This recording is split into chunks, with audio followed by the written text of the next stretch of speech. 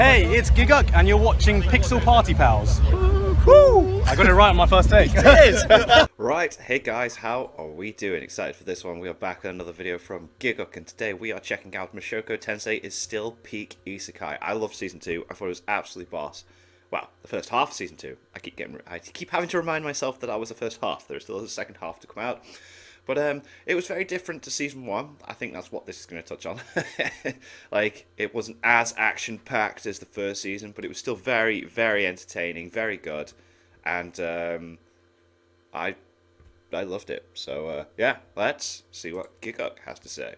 Mushoku Tensei Season 1 was like... There we go, yeah. It's like, oh my god, so much action and magic and drama. Oh god, it's so beautiful. It was. I did miss this, to be fair. I did miss it, but it was still awesome. Oh god, it's so high.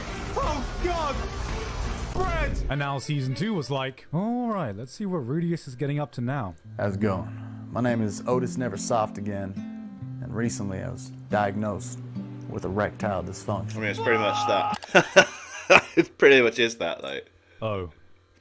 He ain't getting up to anything. Are you waiting to receive my limp penis? When you've watched anime for a long enough time, you start to think you've seen it all. The same tropes, the same plot developments. It starts to become I think that's what I appreciated from it. I was like, this is different. rare for a series to explore something you haven't seen some iteration before. So color me surprised when Mushoku Tensei returns, coming off the back of introducing one of the most immersive worlds and genre-defining stories in isekai to go, hey, want to see what happens when the hero can't get his PP hard? It doesn't work. We've had some banger anime Yeah. this year, exploring some pretty This unique year's been topics. so Oshinoko good. highlighting the darker sides of the entertainment industry, Hell's Paradise introducing us Mate, Hell's Paradise was so good. to a beautiful but deadly world, Zone 100 giving us the joyous fantasy every wage slave needs. Just, you know, the release schedule was a bit pope. Mashal, Heavenly Delusion. I'm about to try and convince you all that a guy attempting to get a hard-on for 12 episodes tops all that. But before that, a word from today's sponsor. Guys, did you know that 1 out of 10 men are likely to suffer from erectile dysfunction over the course of their lives? You Okay. may feel like there's nowhere to turn to,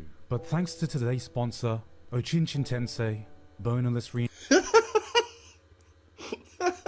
Okay. reincarnation, that's a thing of the past. Lol.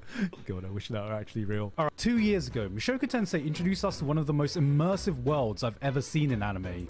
2 years ago. Yeah, 21. Damn. It was a beautiful, carefully crafted place rich with lore and history that was full of life. This wasn't just an isekai by name, it gave us a new world you felt you could truly get transported to, complemented with character writing that filled the place up with people that felt as alive as its world did. Seeing Rudy's journey Yeah, everyone's so well written, and everyone has a place within the world. It all fits. I love it. through the world truly felt like you were going on an adventure with him, getting swept up in the places he went to and the people he encountered. So much so that when that part of the journey came to an end, you felt as empty as he did, leaving us off with him learning some harsh lessons as he starts his next phase of life. It was a magical journey, so Season 2 had some big shoes to live up to. What The depression. adventures was Rudy gonna go on now? What new places were we gonna visit? What new world-shattering developments were we gonna see?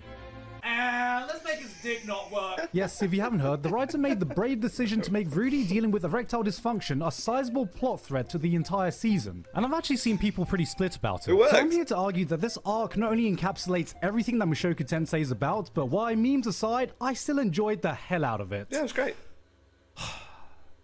Here I am.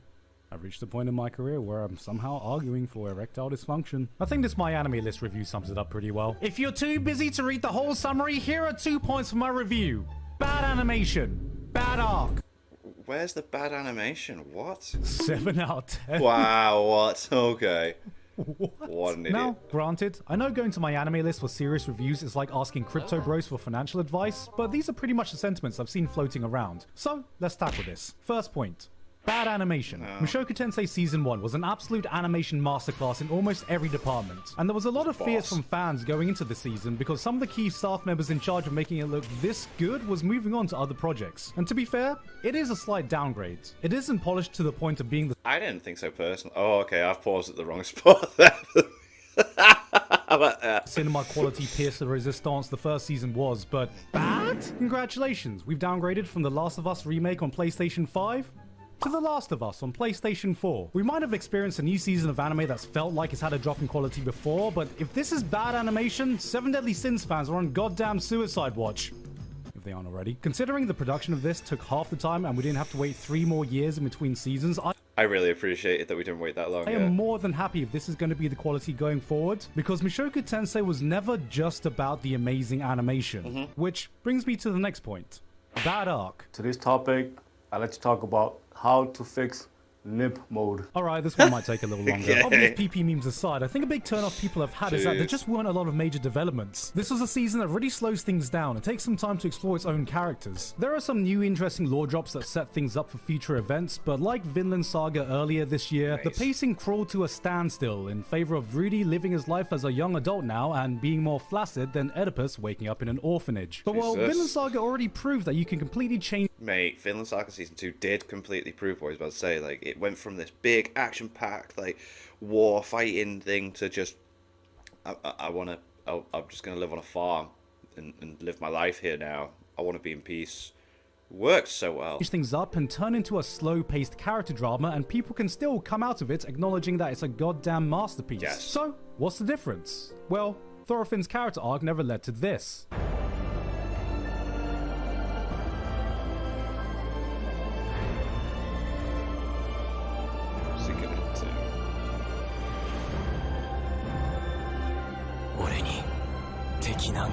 But I would argue that this slower paced approach to storytelling has always been what sets this show apart from everything else. Mushoku Tensei doesn't have the cool philosophical lines or a main character you want to go off and brag about, but what it does have is a story that feels so innately real it's almost uncanny. Events and time progression play out in a similar pace you'd expect them to in life. Episode by episode, you don't think much happens, but you know how if you see someone every day you don't really notice any change with them? And then one day you look back to a picture of what they looked like 5 years ago and it's like, what? Wow, yeah. What?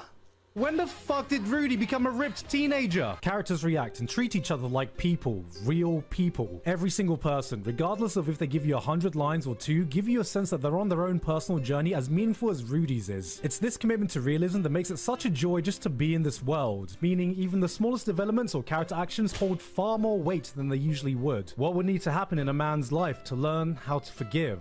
What happens when you're so hung up on an ex that even your dick stops listening to you? It's embarrassing, it's awkward, it certainly isn't cool, but that's exactly why it seems so oddly realistic in a way few shows could get away with. Yeah, I did appreciate the realism. It's like, sometimes with anime you kind of go, they wouldn't react that way, you know, it's over the top, it's just blah, but this, within a world where there's magic and they've been summoned somewhere and he's got an eye that can see like a few seconds in the future when he's fighting in that, like, and he can just blast like a undead like monster dude in half with a giant spear thing. It felt real.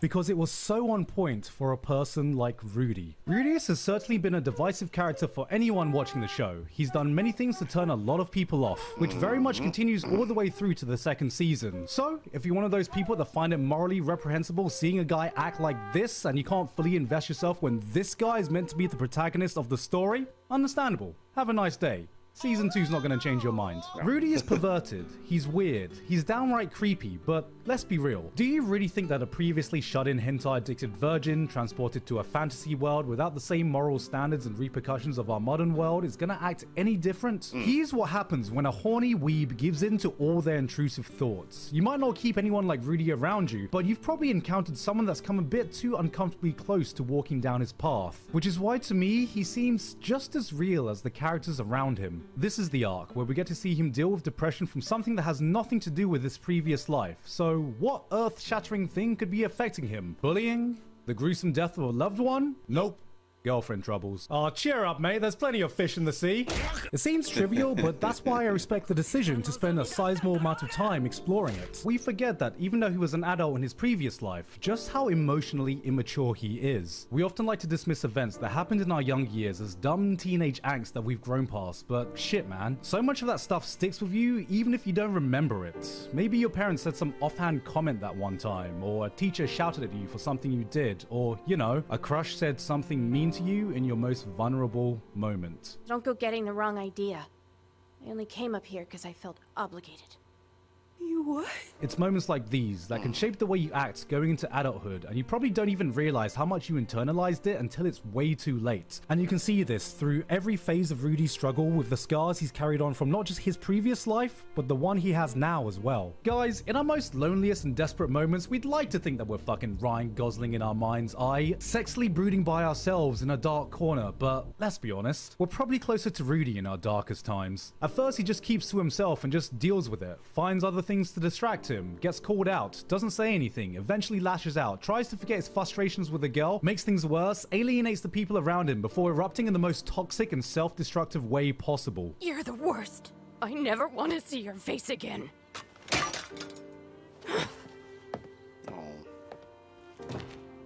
This bit was so... Oh, this was so blink and miss, but it was just intense.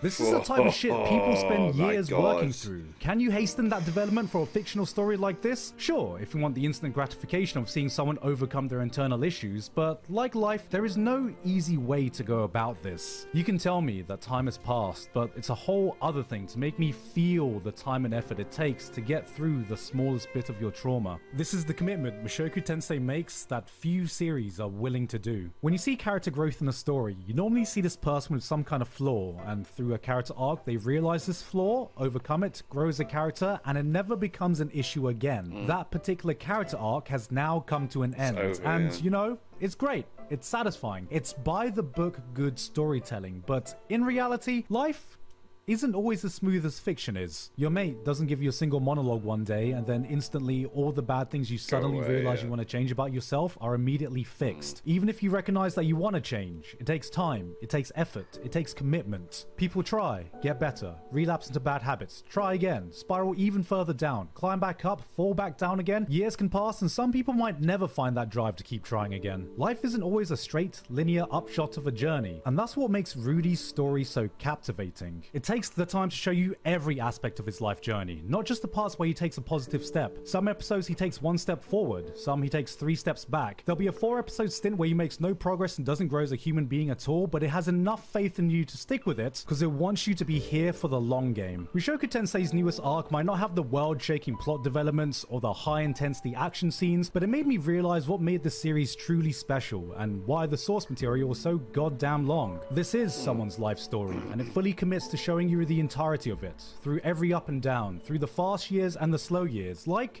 life itself. And because of that, it feels so intimately realistic. You forget that this is a fictional story set in a made-up world. At some points, it felt like I was watching a real biography about a person that really existed. Sometimes I thought it had more in common with an episode of Terrace House that just happened to be set in another world than your typical fantasy story. That's the immersive power this series has, the only series I've ever encountered, that can simultaneously drop my jaw to the floor at a near-death experience while also making me feel genuine emotional gratification at the sight of a bro popping a boner. By the end of this arc, Rudy still might not be a good person. He might not be the protagonist that deserves our cheers just yet. But you know what? It still feels good to see a guy get even the smallest W in their lives when they worked hard to get it. And that, ladies and gentlemen, is why erectile dysfunction is the greatest thing to happen to storytelling in the history of isekai. Sir, this is a Wendy's. Oh. Being hard could open a lot of doors for you.